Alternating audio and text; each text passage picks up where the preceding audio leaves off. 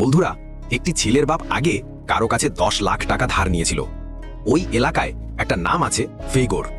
তো একদিন হঠাৎ ফেগোর লোকেরা ছেলেটাকে ধরে নিয়ে আসে। ফেগোর জোরে বলে, ঋণ করলে শোধ করতেই হবে, আমার এলাকায় এসে পালাবি, নিয়ম মানতেই হবে, নিয়ম না মানলে এখানে বেশি দিন বাঁচা যায় না। ছেলেটা কাঁদো কাঁদো গলায় বলে, ফেগোর, আমি এখনই টাকা দেব, আমার বাড়িটা বিক্রি করে দিচ্ছি, আমার বাবার ধার ছিল 10 লাখ, আমি সেই 10 লাখই শোধ করে দেব। কিন্তু ফেগোর হেসে বলে, এখন শোধ করতে হবে 1 কোটি, সময় মতো না দিলে সুদ বেড়ে এমনটাই হয়, এটা এখানকার নিয়ম। ছেলেটা হতভাগ, কিন্তু কেন 10 লাখ থেকে 1 কোটি? এটা তো অন্যায়। ফেগোর ঠান্ডা গলায় উত্তর দেয়, তোর বাপ নিজে মরতে চাইছে, তাই বলে কি ঋণ মাফ হবে? তুমি কি ওই একই নাটক করতে চাইছো? ছেলেটা কাঁদতে কাঁদতে বলে, এটা তো কালো ব্যবসা, এটা তো হাই ইন্টারেস্ট লোন, আমি কোথা থেকে দেবো এত টাকা? ফেগো তখন তার লোকদের বলে, চলো নিয়ম অনুযায়ী বুঝিয়ে দেই, এমন মানুষকে একটু শিক্ষা দিতে হয়। লোকগুলো এগিয়ে আসে।